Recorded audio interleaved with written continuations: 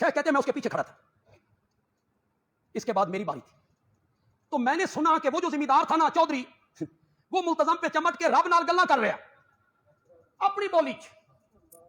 سنو ذرا، خدا دی قسم بندہ حیران ہو جائے، حیران ہو جائے۔ وہ کہہ رہا ہے مولا تو جاننا نا اساں گجرات دے چودھریاں ذمہ دار ہاں، ساڈے نوکر، ساڈے خدمتگار، ساڈے ملازم اگر ساڈی نافرمانی کرن نا۔ اور حضرت سیدنا علی ابن ابی طالب رضی اللہ تعالی عنہ نے بھی اسے بیان کی۔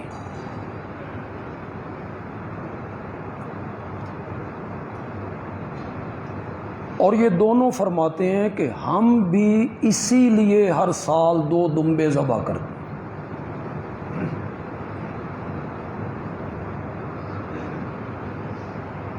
آپ نے فرمایا اگر طاقت اور استطاعت کے باوجود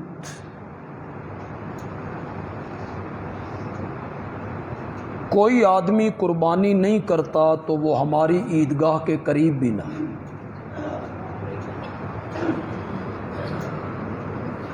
میں سمجھتا ہوں یہ بڑی سخت وعید ہے کہ وہ ہماری عیدگاہ کے قریب نہ آئے۔ قرآن نے بھی اس طرف اشارہ کیا۔ سورت کوثر تو آپ سب کو یاد ہے،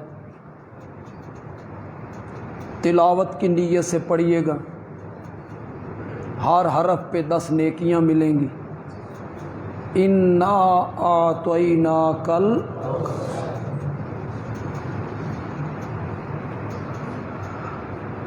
ہم نے آپ کو خیر کثیر عطا کی، علم دیا تو سب سے زیادہ، موعظے دیے تو سب سے اعلیٰ، کتاب دی تو سب سے اعلیٰ۔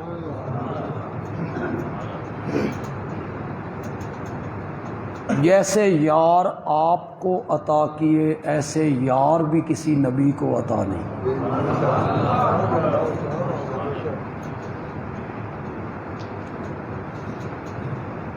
ہم نے آپ کو خیر کثیر عطا کی۔ اس کا شکر یہ ہے فَصَلِّ لِرَبِّكَ، نماز پڑھیے اپنے رب کے لیے، وَانْحَرْ، اور قربانی بھی کیجئے اپنے۔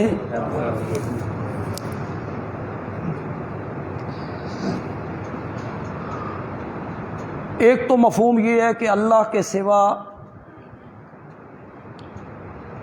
کسی کی قولی اور بدنی عبادت نہیں کرنی، صرف رب کی کرنی۔ ایک معنی یہ، ہاتھ باندھ کے غائبانہ اس نظریے سے کھڑے ہونا کہ جس کی تعظیم کے لیے ہاتھ باندھے ہیں وہ مجھے دیکھ رہا ہے اور میں اس کو کہتے ہیں قیام۔ یہ ہم نماز میں کرتے ہیں، رکوع، سجدہ، پھر 2 زانو بیٹھنا۔ یہ جو میں قیدیں لگا رہا ہوں نا، یہ ویسے قید نہیں لگا رہا ہوں۔ میں نے کیا قید لگائی کہ جس کے سامنے کھڑا ہوں میں اسے نہیں دیکھ رہا، یہ قیام عبادت بنے گا۔ ویسے آپ اپنے والد کے سامنے، والدہ کے سامنے، مرشد کے سامنے، استاد کے سامنے مؤدب کھڑے ہو جاتے ہیں تو یہ کھڑا ہونا ان کی عبادت نہیں۔ اتحیات میں جب آپ 2 زانو بیٹھتے ہیں تو یہ 2 زانو بیٹھنا عبادت ہے۔ لیکن اگر آپ اپنے والد کے سامنے یا استاد کے سامنے یا مرشد کے سامنے اس کی تعظیم کرتے ہوئے ادب کرتے ہوئے آپ یوں بیٹھ جاتے ہیں تو وہ بیٹھنا ان کی عبادت نہیں ہے۔ کیوں؟ اس بیٹھنے کے پیچھے وہ نظریہ نہیں۔ کیا نظریہ؟ جس ذات کے سامنے میں بیٹھا ہوں میں اسے نہیں دیکھ رہا اور وہ مجھے، اس عقیدے نے دو زانو بیٹھنے کو کیا بنا دیا؟ بولیے گا تو عبادت۔ اپنے والد کے سامنے آپ بیٹھے وہ عبادت نہیں، اپنے استاد کے سامنے آپ بیٹھ گئے تو وہ بیٹھنا عبادت نہیں۔ لیکن کسی قبر پر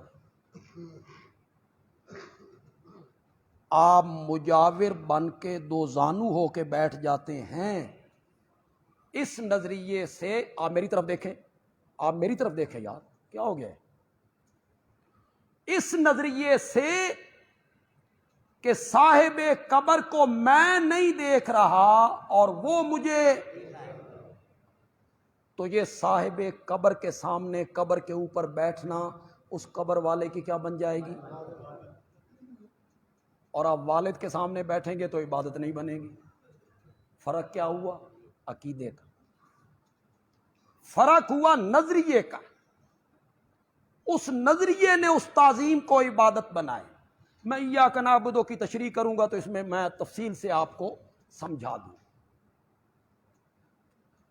تو ایک معنی فصلی لربک وانحر کا یہ ہے کہ بدنی عبادت بھی رب کی کرنی ہے،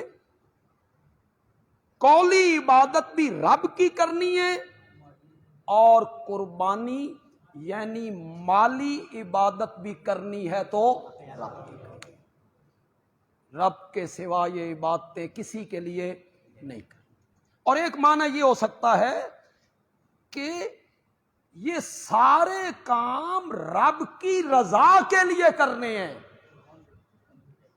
اس میں کوئی اور نظریہ ذہن میں نہیں ہونا چاہیے، ریاکاری، نمائش، دکھلاوا۔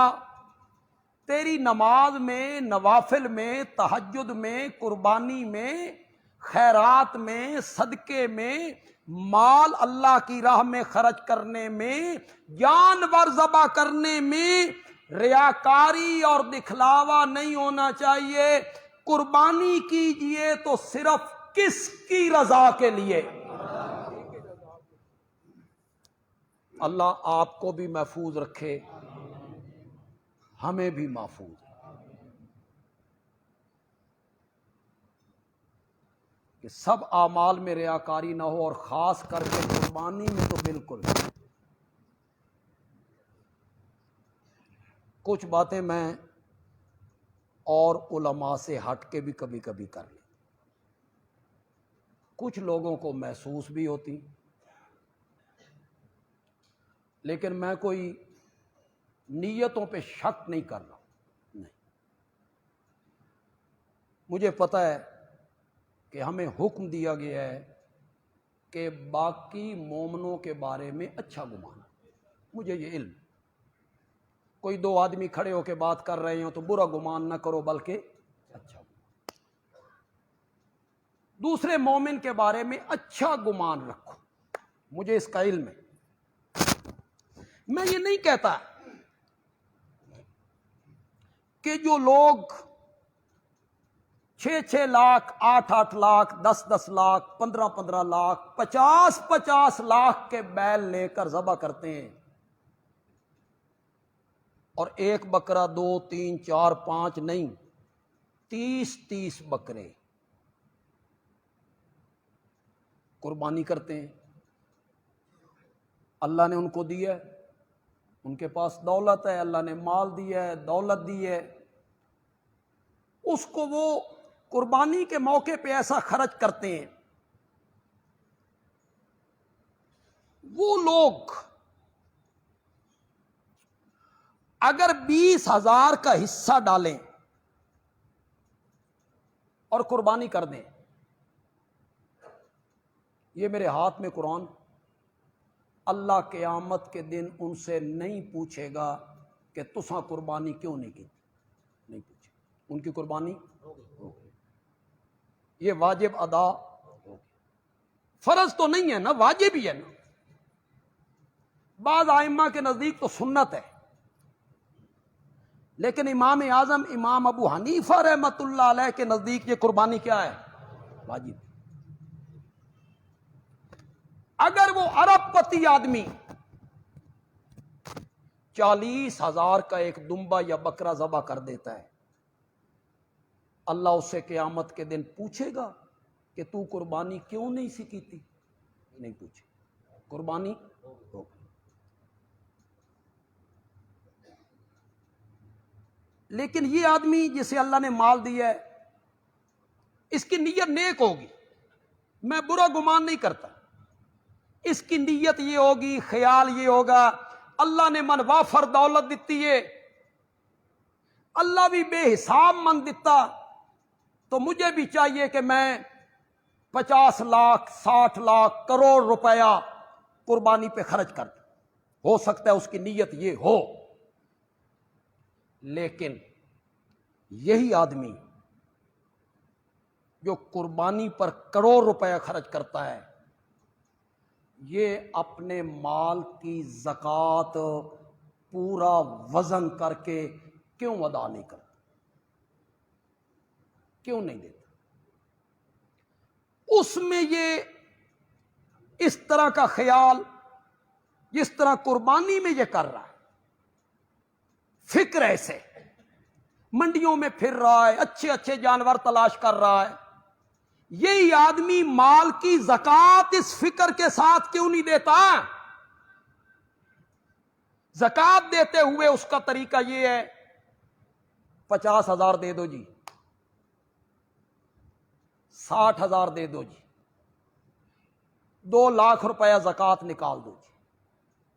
اس میں یہ کرتا ہے، مڑ کے کیوں نہیں دینا؟ اگر ایک آدمی کے پاس کروڑ روپے ہے، زکوٰۃ کتنی بنی؟ 2.5 لاکھ جی، 2 کروڑ ہے 5 لاکھ، 10 کروڑ ہے تو 25 لاکھ، کتنے؟ 25 لاکھ۔ کون دیتا ہے؟ کون اس کی ادائیگی کرتا ہے؟ خدا گواہ ہے، ایک نظام ہے روس نے ایجاد کیا 1920 میں، کیمونزم۔ چائنا میں بھی اس پہ کچھ عمل ہوا ہے۔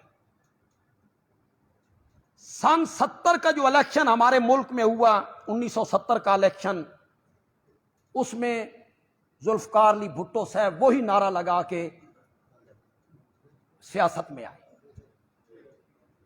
وہی سوشلزم۔ اس کے ساتھ انہوں نے اسلامی سوشلزم، صرف سوشلزم نہیں، اس کا کیا نام دیا؟ اسلامی سوشلزم۔ یہ ہوندا اسلام نو ٹچ دینا۔ لوگ چونکہ اسلام کے ہیں نا پیار کرنے والے، انہوں نے اسے کہا اسلامی سوشلزم ہماری معیشت ہے۔ کیوں بھائی؟ اگر اسلام دین کامل ہے تو کیا اسلام نے ہمیں معیشت نہیں سکھائی؟ اگر یہ دین کامل ہے، اس میں معیشت کا نظام کوئی نہیں کہ آپ معیشت کا نظام لینے کے لیے روس کی طرف دیکھیں، چائنا کی طرف دیکھیں، روس میں وہ نظام ناکام ہو گیا، 1 صدی بھی نہیں چلا۔ ایک نظام ہے سرمایہ دارانہ نظام۔ سرمایہ دارانہ نظام کا یہ مطلب ہے جو کمایا میرا ہے، اس پہ کسی کا کوئی حق نہیں۔ سوشلزم نظام ہے 8 گھنٹے مزدوری کرو، روٹی کھاؤ، کوئی مل کسی کی نہیں، کوئی دکان کسی کی نہیں، سب سرکاری ہے، قومیہ لیا جائے گا، سب چیزیں قومیہ لی جائیں گی۔ یہ سوشلزم ہے۔ سرمایہ دارانہ نظام کہتا ہے جو کمایا وہ تیرا ہے، اس پر کسی کا حق نہیں۔ اسلام نے جو معاشی نظام پیش کیا نا، اسلام نے کہا جو کمایا ہے وہ تیرا ہے، بشرطے کہ حلال طریقے سے کمایا، لیکن فی اموال کیسے جی؟ حق للسائل والمحروم، کمایا جو ہے وہ تیرا ہے، لیکن اس میں محروم غریب سائلوں کا بھی حق۔ یہ اسلام نے معاشی نظام پیش کیا۔ جو کمایا وہ تیرا ہے، سال کے بعد اس کا 40واں حصہ نکال، جو زمین سے پیداوار ہوئی وہ تیری ہے، اس پیداوار کا عشر نکال۔ رمضان المبارک میں فطرانہ ادا کر۔ یہ نظام اسلام نے دیا۔ خدا گواہ ہے،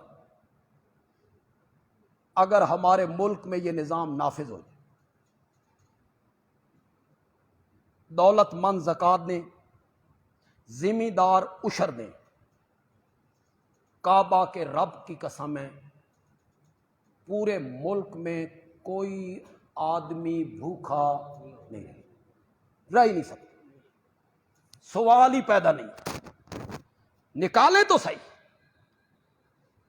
وہ جو آپ سنتے ہیں نا، صحابہ زکوٰۃ لے کے نکلتے تھے اور قرون اولیٰ کے لوگ زکوٰۃ لے کے نکلتے تھے، پھر کے زکوٰۃ لینے والا، وہ یہی نظام تھا۔ اگر ہر پنڈ کے ذمہ دار، چلو میں اپنے پنڈ بندیال کی بات کرتا، ہمارے چیف جسٹس کا تعلق بھی اسی پنڈ سے، ان سے بھی بڑے بڑے ذمہ دار وہاں موجود، ایسے ذمہ دار ہیں جنہوں نے اپنی زمینوں کا پتہ ہی کوئی نہیں، ان کی زمینوں کے درخت کروڑوں میں بکتے ہیں، منجی، گندم، باغ۔ اگر بندیال کے وہ جو ملک کہلاتے ہیں اور دوسرے ذمہ دار ہیں، اگر وہ اپنی زمینوں کا عشر نکالے نا، خدا دی قسمیں بندیال کے گردا گرد 5 جو دوسرے شہر اور پنڈ ہیں نا، ان میں بھی کوئی بندہ بھوکا نہ رہے۔ اسلام نے کیسا نظام پیش کیا؟ سرمایہ داروں سے لو، غریبوں پہ خرچ کر۔ اب ہمارے ہاں غریبوں سے لو، خرچ امیروں پہ۔ 21ویں گریڈ کا آفیسر ہے، اس کو کار بھی ملے گی، پٹرول بھی ملے گا، نوکر بھی ملیں گے، بجلی بھی ملے گی، اور ہمارے محکمہ تعلیم میں سکول کے ہیڈ ماسٹر ہیں، انہوں نے سائیکل بھی نہیں لگے۔ کیوں؟ یہ تفاوت کیوں؟ ملنا تو ان کو چاہیے تھا جن کی تنخواہیں تھوڑی ہیں، لیکن یہاں غریبوں سے لیا جاتا ہے، ہمارا خون چوسا جاتا ہے بلوں کے مد میں، گیس کے مد میں، پٹرول کے مد میں۔ کھاتے کون ہیں؟ سینٹ کے چیئرمین نے اپنی مراد میں ریٹائر ہونے کے بعد جو کچھ حاصل کیا، جب وہ سفر کریں گے تو 1 کلومیٹر سفر کا انہیں 400 روپیہ ملے۔ جی یہ ملک مقروض ہے، یہاں بھوک سے لوگ مر رہے ہیں، اور ان لوگوں کی آپ عیاشیاں دیکھیں، ان کی آپ تنخواہیں دیکھیں، اسلام نے جو نظام پیش کیا معیشت کا، خدا کی قسم دنیا کا کوئی نظام اس کا مقابلہ نہیں کر سکتا۔ وہ کہتے ہیں کماؤ مال تیرا ہے، کروڑ روپیہ کمایا تو نے، کروڑ روپیہ پورا سال گزر گیا، کوئی زکوٰۃ نہیں۔ زکوٰۃ سال کا گزرنا شرط ہے، اگلے سال اس میں سے تیرے پاس 90 لاکھ رہ گیا، 80 لاکھ رہ گیا، یا وہ 1 کروڑ تیرا 1.25 کروڑ ہو گیا، اگلے سال اس کا کتواں حصہ؟ 97.5 لاکھ تیرے۔ نظام دیکھیں، 97.5 لاکھ تیرے ہیں، ہمیں کتنا دینا ہے؟ وہ بھی اوپر نہیں پھینکنا، ہماری طرف نہیں پھینکنا، یا اوپر سے کوئی آگ نہیں آنی جو اسے اچک کے لے جائے۔ وہ بھی کس پہ خرچ کرنا ہے؟ برادری کے غریب لوگ، غریب رشتہ دار، پنڈ کے غریب لوگ، دوستوں میں غریب لوگ، محلے میں غریب لوگ، مسافر، طلبہ، ان پر خرچ کرنا ہے۔ اور دنیا کا کوئی بینک تجھے اتنا منافع نہیں دے گا جس کا نام سود ہے۔ وہ تجھے دیں گے 6%، وہ تجھے سال کے بعد دیں گے 7%، 8%۔ یہ 40واں حصہ میرے بینک میں داخل کروا، 700 گنا کر کے قیامت کے دن واپس بھی کروں گا۔ کوئی اتنا منافع تجھے نہیں دے گا۔ اور یہ 7 گنا فرمایا، اگر خرچ کرنے والے میں اخلاص زیادہ ہوگا نا تو ہم 700 گنا سے بھی بڑھا دیں۔ میں تو حیران ہوتا ہوں کبھی کبھی ایک حدیث پڑھ کے، خدا دی قسم ہے، قیامت کے دن ایک بندہ آیا ہے، اس کے اعمال تولے گئے ہیں، اعمال اس کے کم پڑ گئے ہیں، نیک عمل، اور وہ بڑا پریشان اور گھبرایا ہوا ہے، اور اللہ اس سے کہتے ہیں گھبرایا کیوں ہے؟ کہ مولا اعمال کم ہے نہ نیک اعمال۔ اللہ فرمائیں گے تیری ایک نیکی ہمارے پاس محفوظ ہے،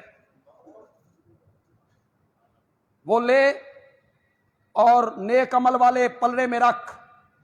کون سی نیکی؟ اللہ فرمائیں گے یہ پہاڑ، پہاڑ، ادھر کتنے دفتر ہیں؟ 99۔ اب پہاڑ رکھا جائے، کاغذوں کی کیا اہمیت رہ گئی؟ وہ تو اڑنے لگے۔ اللہ کہیں گے چل جنت میں، وہ کہے گا جنت میں تو جاتا ہوں، پہلے یہ تو بتا یہ کون سی میری نیکی ہے؟ میرے تو وہم و گمان میں بھی نہیں ہے۔ پہاڑ جتنی نیکی میں نے کی۔ اللہ کہیں گے یاد کر، ایک دن تو نے میرے راستے میں کھجور کا ایک دانہ، اور سن رہے ہو کہ نہیں سن رہے ہو؟ کھجور کا ایک دانہ اخلاص کے ساتھ خرچ کیا تھا، تیرے اس دانے کو میں نے پالا ہے، پالا، پرورش کی ہے، پرورش، اور تیرے کھجور کے اس دانے کو ہم نے آج پہاڑ بنا کے رکھ دیا۔ اللہ کہتے ہیں میرے بینک میں جمع کر۔ یہ جن کو اللہ نے دولت دی ہے، اس دے ہوتے سب بن کے نہ بہ جاؤ۔ جب آئے تھے نا، بدن پہ کوئی کپڑا نہیں تھا، پاؤں میں کوئی جوتیاں نہیں تھی۔ جب جاؤ گے نا، اللہ کہیں گے آ گئے ہو کما خلقناکم اول مرتن انہیں ہی آ گئے ہو جنہیں اساں پہلی ویری تانوں نہ کوئی کپڑے، نہ رشتہ دار، نہ برادری، تنے تنہا آ گئے ہو، تنے تنہا جانا ہے جناب، تنے تنہا جانا ہے۔ اور جن کے لیے کماتے ہو نا، انہاں توان عید دے عید یاد کرنا، عید دا دن نے چلو قبرستان ہو آئیے ابے دی قبر دے، یہ یاد بھی کسی نے نہیں کر۔ تیرے لیے مغفرت کے دو جملے بھی انہوں نے کبھی نہیں بولے۔ یہ دنیا کا نظام بڑا عجیب نظام ہے، بندہ سمجھتا ہے یہ گھر میری وجہ سے چل رہا ہے، یہ فیکٹری میری وجہ سے چل رہی ہے، یہ مدرسہ میری وجہ سے چل رہا ہے، یہ مسجد کی خطابت میری وجہ سے چل رہی ہے، یہ خاندان کا نظام میری وجہ سے چل رہا ہے۔ کچھ نہیں، وہ بندہ چلا جاتا ہے، سب نظام چلتے رہتے، سب نظام چلتے رہتے، کچھ نہیں رکتا۔ یہ بندہ سمجھتا ہے میں ہوں تو سب کچھ ہے، نہیں۔ آپ میں جو مالدار لوگ ہیں، اللہ نے آپ کو دولت دی ہے، تواڈی رب نال رشتہ داری کوئی نہیں، تواڈی رب نال برادری کوئی نہیں۔ کبھی سڑکوں پہ چلتے ہوئے دائیں بائیں لگے ہوئے جھونپڑیوں کو دیکھا کرو،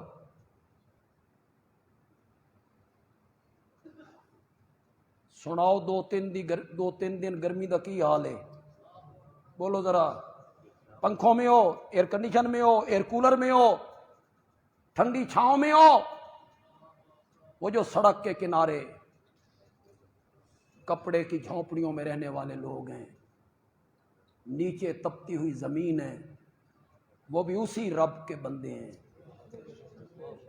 تین اللہ دے چھڑیا، ان کو محروم کر دیا، اس پر اللہ کا شکر کیا کر۔ اس دولت پہ فرعون نہ بن،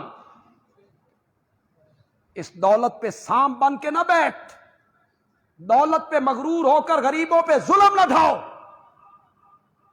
نوکروں پر، ملازموں پر، سیلز مینوں پر دولت پہ مغرور ہو کر یہ ظلم نہ کیا کرو۔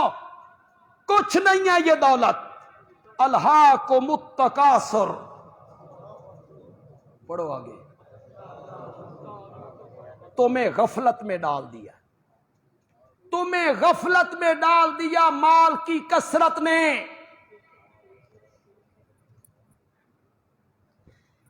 خواب میں بھی تم سوچتے رہتے ہو فلانی دکان تے او فیکٹری تے او مال تے او باغ تے او سونا تے او چاندی، سارا دن اس میں لگے ہوئے ہو، نہ تمہیں روٹی کھانے کا ہوش ہے، نہ تمہیں قضائے حاجت کرن دا ہوش ہے۔ قضائے حاجت کے لیے جائیں گے پچھو گاہک ٹر جانے نے، کیا زندگی ہے یہ؟ الہاکم التکاثر، مال کی کثرت نے تمہیں غافل کر دیا، حتی زرتم المقابر۔ مقابر کا کیا معنی؟ یہاں تک کہ تم جا پہنچے خالیات، کچھ بھی نہیں ہے۔ جو ارب پتی آدمی ہے اس کو بیٹے 2 گھوڑے دی بوسکی دا کفن دین، ساڈا ابا بڑا امیر سی، کفن 2 گھوڑے دی بوسکی دا ہونا چاہیے، غریب امیر سب کا کفن۔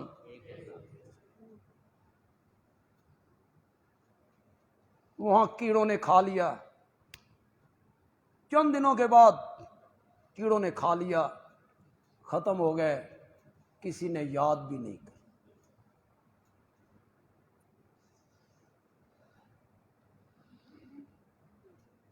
بیٹوں سے نام زندہ رہتا ہے. تو آڈے چو جس نو اپنے پردادے دا نام آندا ادھر ہاتھ کھڑا کر. پردادے دا نام بس پردادے دے ابے دا آندا تے ہن کھڑا کرو جو کسی جرات تے. مجھے بھی پردادے کے باپ کا کوئی پتہ نہیں, مجھے بھی صرف پردادے تک کا پتہ ہے. وہ بھی ایک علمی نسبت ہے کہ وہ بہت بڑے عالم تھے, فارسی کے امام تھے, 4 زبانوں میں انہوں نے لغت لکھی تھی, 4 زبانوں اور شعروں میں لکھی تھی. طالب علم اس سے محظوظ ہوں گے. کالا گفتن, کالا عربی ہے, گفتن فارسی. کالا کا معنی ہے گفتن. کالا گفتن آنکھ آؤ سے ایک مرد کہتا ہے. آنکھ آؤ سے ایک مرد پنجابی ہوگی, کہتا ہے اردو. تو بڑے عالم تھے, فارسی کے امام تھے وہ. مجھے تو اپنے پردادے تک کا پتہ, اس کے بعد کا تو مجھے پتہ بھی نہیں ہے کہ ہمارے وہ پردادا کہاں سے آئے تھے. وہ بندیال آئے تھے, کہاں سے آئے تھے اس کی مختلف روایتیں. لوگوں کو پردادے کا نام نہیں پتا, یہ کہتے ہیں اولاد سے نام زندہ رہتا ہے. اولاد سے نام زندہ نہیں رہتا, نیک عمل اور دنیا میں اچھے کام کرنے سے نام زندہ رہتا ہے. مولانا سلطان محمود نامی. کبھی کبھی میں اپنے رسالے میں ایک اپنے نام سے جو مضمون نہ لکھنا چاہتا تھا تو میں ابن سلطان کے قلم سے وہ مضمون لکھتا. ابن سلطان یعنی فرضی نام ابن سلطان, اس سے میں رسالوں میں مضمون لکھتا رہا. نام زندہ رہتا ہے اچھے کام کرنے سے. کوئی اسپتال بناؤ, کوئی ڈسپینسری بناؤ, رفاع عامہ کا کوئی کام کرو, اس سے نام زندہ رہتا ہے. اولاد پہ نہ جاؤ, انہاں تن یاد بھی کدی نہیں کر. کہاں سے بات چلی کہاں نکل. جو لوگ کروڑ کروڑ کی قربانیاں کرتے ہیں وہ زکوٰۃ کیوں نہیں دیتے؟ کیوں بھائی سوال بنتا ہے کہ نہیں بنتا؟ سوال تو بنتا ہے. وہ زکوٰۃ کیوں نہیں دیتے؟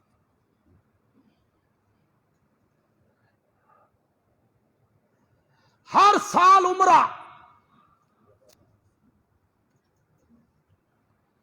کیا ہو رہا ہے جی؟ بیٹری چارج کرن ٹرے. کیوں؟ بیٹری تو اتنے بھی چارج ہونا. وَإِذَا سَأَلَكَ عِبَادِي أَنِّي فَإِنِّي قَرِيبٌ أُجِيبُ دَعْوَةَ الدَّاعِ إِذَا دَعَانِ. قبولیت دعا کے وقت تو یہاں بھی ہیں, وہاں بھی ہیں. میرے آقا نے فرمایا فرض نماز کے بعد اور آدھی رات کے بعد یہ قبولیت دعا کا وقت ہے. یہاں بھی بتائیں. جمعے کے دن ایک گھڑی آتی ہے, اس گھڑی کے ساتھ جس بندے کی دعا ٹکرا گئی نا, اللہ اس دعا کو رد نہیں کرتا. لیکن اللہ نے اس گھڑی کو نبی پاک نے مخفی رکھا, بتایا نہیں. یہ 10 دن دا تے پتہ نہیں تو اس گھڑی کی کرنا سی. قیمتی چیزوں کو ہمیشہ چھپا کے رکھا جاتا ہے. لیلۃ القدر چھپا کے رکھی, بتائی نہیں. کستوری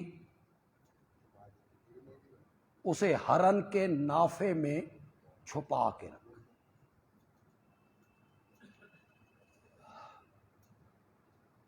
مروارید موتی چھپا کے رکھے. کسی کو کیڑوں کے منہ میں، کسی کو مچھلیوں کے منہ میں، کسی کو ہرن کے نافے میں. جیڑیاں شیاں قیمتی ہوندیاں نا وہ چھپائیاں جاندیاں. عورت بھی چونکہ قیمتی تھی، اسے بھی شریعت نے چھپا دیا. مستورات. مستورات کا کیا معنی؟ سطر کسے کہتے؟ مستورات کا معنی کیا ہے؟ چھپی ہوئی چیز، چھپی ہوئی چیز. اور آج جو ہماری مائیں بہنیں بیٹیاں محفلوں میں مجلسوں میں پہنچتی ہیں اور وہ کہتی ہیں اساں بھی زنانیاں، تسی مستورات ہو یا مکشوفات ہو؟ تم ہو مکشوفات. اور جو عورتیں ہوتی ہیں وہ کیا ہوتی ہیں؟ مستورات. انہیں چھپا کے رکھا جاتا ہے. قیمتی چیزوں کو. جمعے کے دن ایک گھڑی ہے، بڑے علماء نے اقوال لکھے ہیں جی، بڑے اقوال لکھے. جب امام فرض کے سلام پھیرتا ہے وہ گھڑی ہوتی، عصر کے بعد کی گھڑی ہوتی. امام عربی خطبہ دینے کے لیے ممبر پہ بیٹھتا ہے وہ گھڑی ہوتی.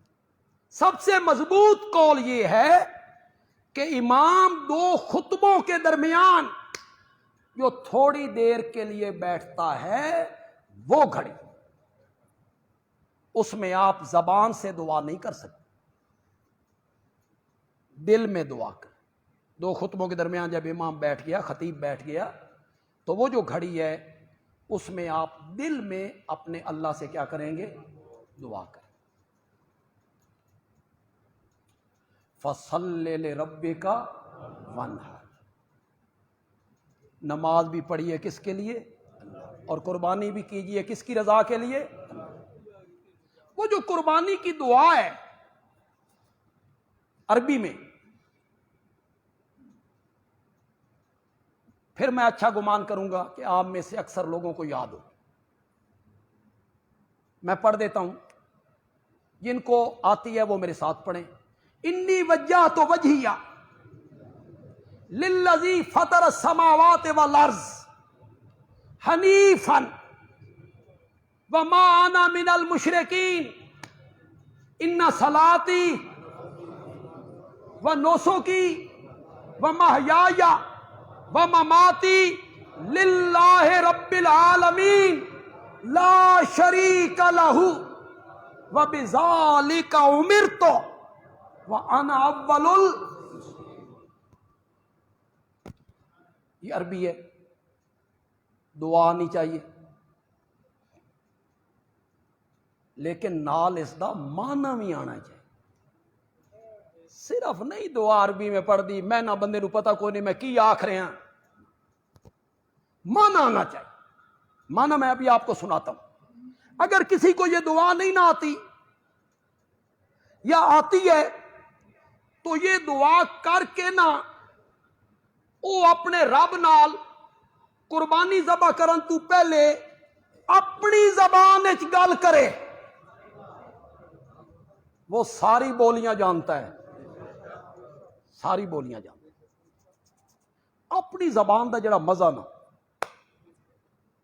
عربی تو خیر عربی ہے، اس کا جواب ہی کوئی نہیں، لیکن ہمارے لوگوں کو آتی نہیں نا، اس کا تفسیر تشریح مفہوم نہیں نہ آتا.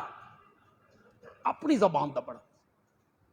میرے تفسیر کے استاد تھے حضرت شیخ القرآن مولانا غلام اللہ خان، بڑا نام ہے، بڑا نام ہے. ہر وقت کے حکمران کو اس بندے نے للکارا ہے. جیلیں بھگتی ہیں، جلا وطن ہوئے ہیں، گلے پہ استرے چلے ہیں. پنڈی میں بیٹھ کے، راجہ بازار مرکز میں بیٹھ کے، کسی کو معاف نہیں. 35,000 علماء کو قرآن کی تفسیر پڑھائی. پورے ملک میں توحید کا نعرہ لگا.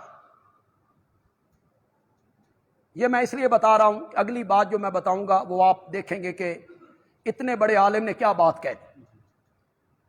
ہر سال حدیث بھی پڑھاتے تھے. مسلم بڑا نام ہے, علماء میں بڑا نام ہے.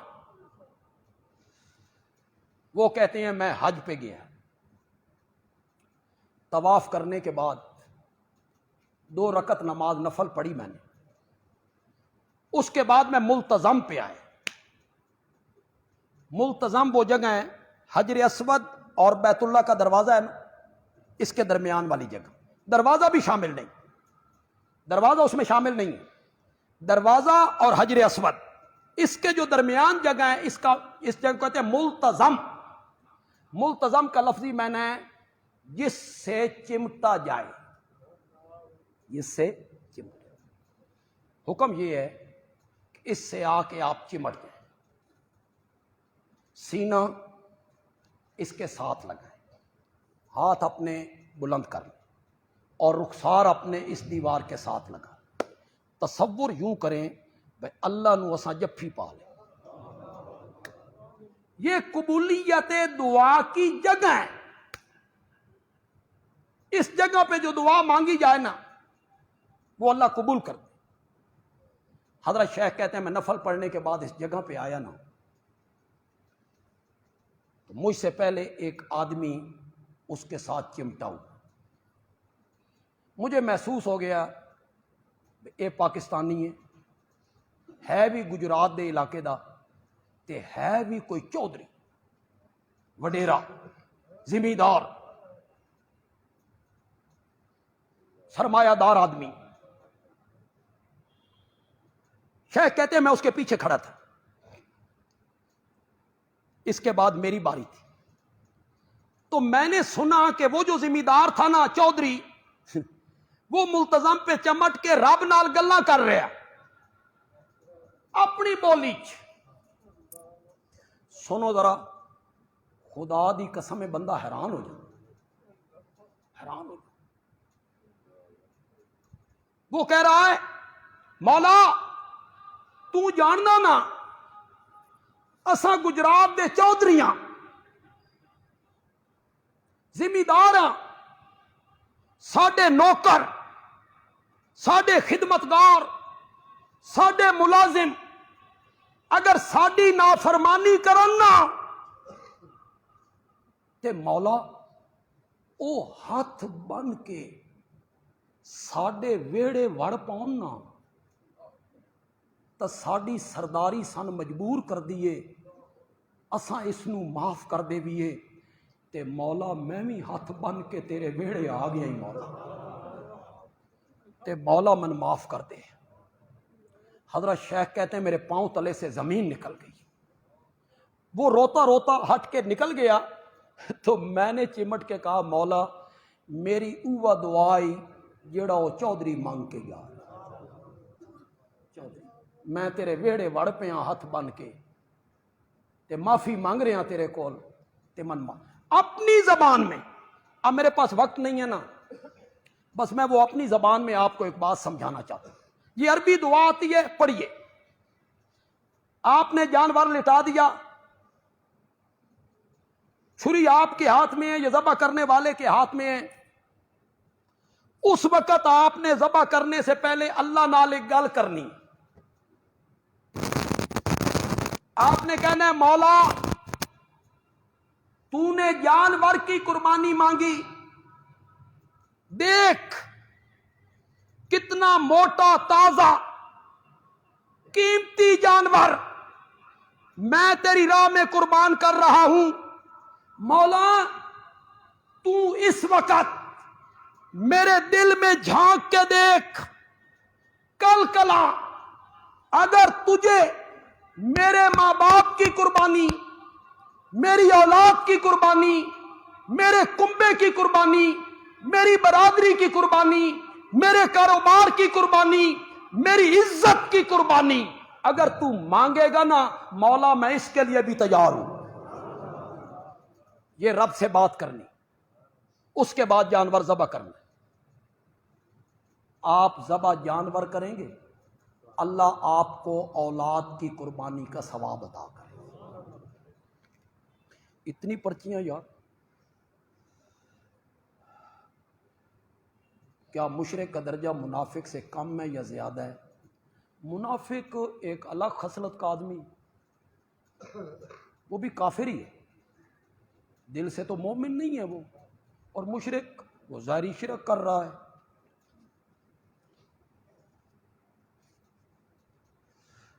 کچھ عالم کہتے ہیں کہ بھینس کی قربانی جائز نہیں ہے۔ نہیں جی، آپ کر سکتے ہیں بھینس کی قربانی، یہ گائے ہی کی ایک قسم ہے جی، یہ بھینس جو ہے گائے کی ایک قسم ہے، آپ قربانی کر سکتے ہیں جی۔ ماں باپ کے نافرمان کی دعا قبول ہوتی ہے یا نہیں؟ میں اس میں دخل اندازی کرنے والا کون ہوں جی؟ البتہ نافرمانی کرنا بڑا گناہ ہے، اللہ کے غضب کا وہ بندہ مستحق ہے، اسے ماں باپ کو راضی کرنا چاہیے اور پھر اللہ سے دعائیں کرنی چاہیے۔ اے ہمیشہ زندہ رہنے والے، ہر چیز کو قائم رکھنے والے، تیری رحمت کے طفیل مدد مانگتا ہوں۔ ٹھیک ہے جی، یہ وہی ہے، یا حیو یا قیوم برحمتک استغیث۔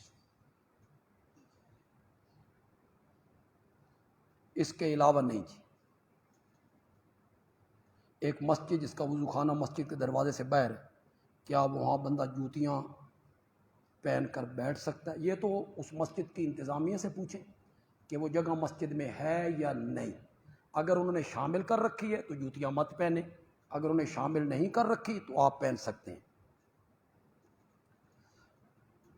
گزشتہ دنوں مولانا مکی صاحب نے کہا ہے کہ محراب میں عام نماز نہیں ہوتی، جو امام محراب میں کھڑے ہو کر پڑھاتا ہے نہ اس امام کی نماز ہوتی ہے نہ مقتدیوں کی۔ بہتر یہی ہے کہ امام کے جو قدم ہیں، قدم وہ محراب سے باہر ہونے چاہیے۔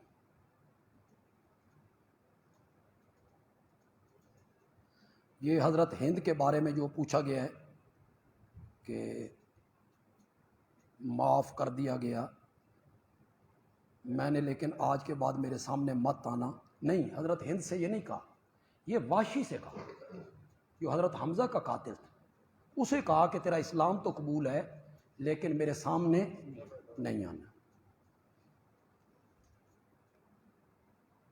اگر والد کے پاس پیسے کم ہوں اور وہ اپنے بیٹے کو پیسے دے کہ قربانی کے لیے جانور لے آؤ، بکرا وغیرہ، بیٹا بکرا لے آئے اور کچھ پیسے اپنے پاس سے ڈال دے اور اپنے والد کو کم رقم بتائے کہ قربانی کے جانور کتنے کا ہے، تو قربانی ہو جائے گی، ہو جائے گی، لیکن باپ بیٹے میں سے کسی ایک نے نیت کرنی، یا بیٹا نیت کرے قربانی کی یا والد نیت کرے۔ والد نیت کرے گا تو قربانی ہوگی جی۔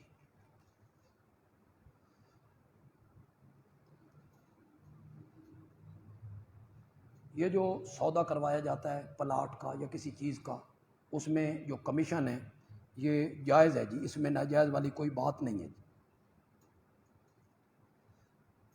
قربانی کا جانور ذبح کرتے وقت جانور کی ویڈیو بنا کر، نہیں، ایسے کام مت کریں یار، اللہ کی رضا کے لیے قربانی کو ذبح کریں جی۔